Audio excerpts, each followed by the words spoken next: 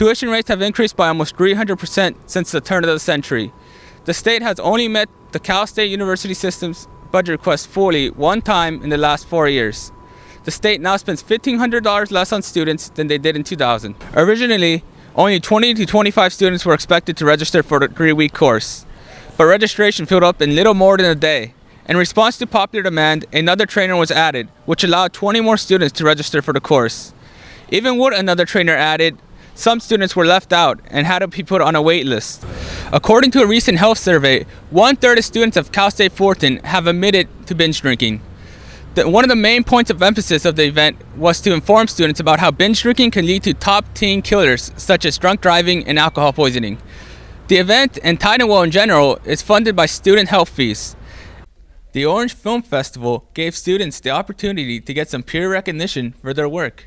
The student-made films range across various different genres and subjects, such as nature in Mike Acheron's film Through the Mountains, and a popular video game tournament in Smash at the Balcony, directed by Adrian Nieto and Alexandra Walls. One film which garnered much applause was Brave Zones, directed by Jesus Hernandez. Brave Zones dealt with perceptions about the LGBT community and safe spaces. So at the time that I was actually thinking of this film, there was a lot going on in the LGBT community. The massacre in Orlando had just happened. There was some controversy going around about what safe spaces were and if they were necessary.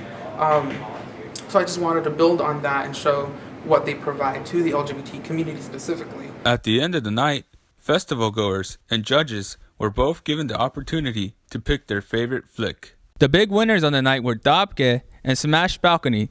Dabke was the festival goer's favorite, while Smash Balcony was the judge's favorite.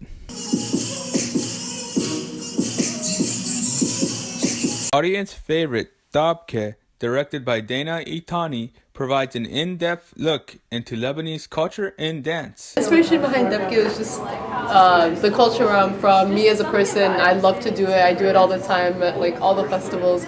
So it's a big part of like myself and watching my elders kind of do it growing up. The Orange Film Festival was hosted by Associated Students Incorporated Productions. I don't think there's ever been a film festival here by campus, and we're doing that. We're providing that that space to show off your film, to show your cool story, your documentary, your experimental film. Reporting for OC News, I'm Frank Lara-Risco. Big West champions Cal State Fulton had a rough early start of the season and went under 500 for a good portion of the season. But recently the Titans have turned it around, and since breaking even have gone 9-4. I'm here with Titans designated hitter Lexi Gonzalez, who will be taking the plate tomorrow at Easton Field against 8th-ranked UCLA. Lexi, recently you guys have gone on a 3-game winning streak. Is there a sense of confidence brewing within the team? I believe so. Those 3 games, were a dogfight, and it showed the team that we have it in us. And so, yeah, I would say we have a confidence going into tomorrow.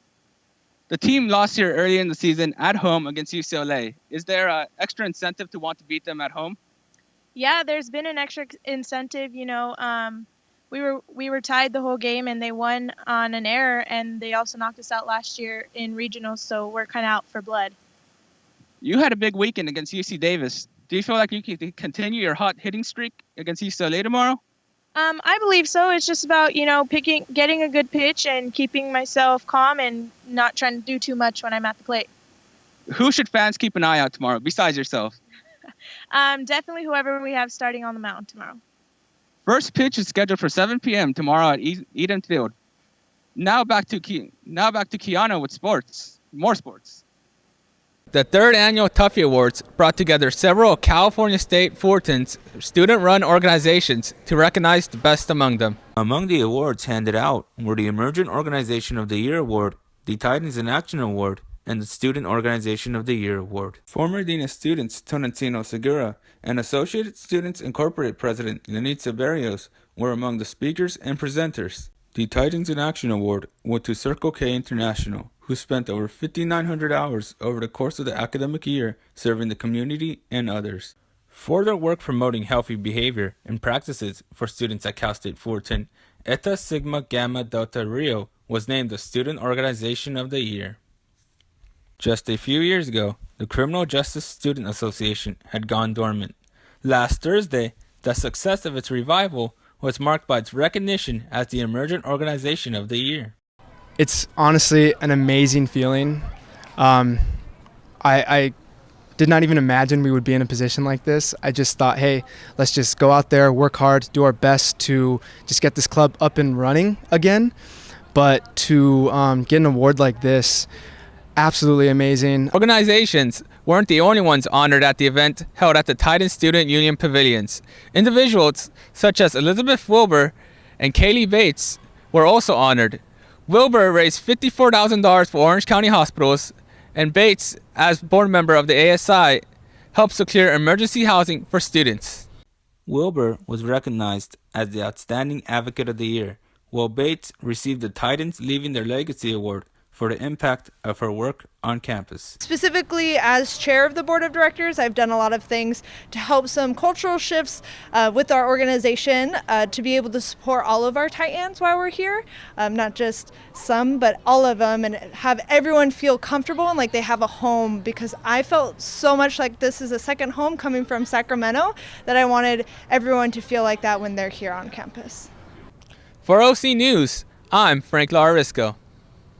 Starting today, students will be able to come to the Pollack Library and Titan Student Union at any hour of the day for 2 weeks. The Pollack Library will be open 24/7 and is extending study space for students who want to come and study. Students will be able to come to Pollack Library North Room 103 and 420 if they want to get their reading and writing on in the next 2 weeks.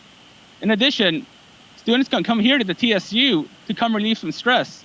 ASI will be hosting a plethora of events, including massages, pizza and puppies, and painting and pastries. If you plan to come to the library after 12 a.m. to study, don't forget your Titan card, or you may have to study somewhere else until sunrise. I'm Frank Lara-Risco. Now back to you in the studio.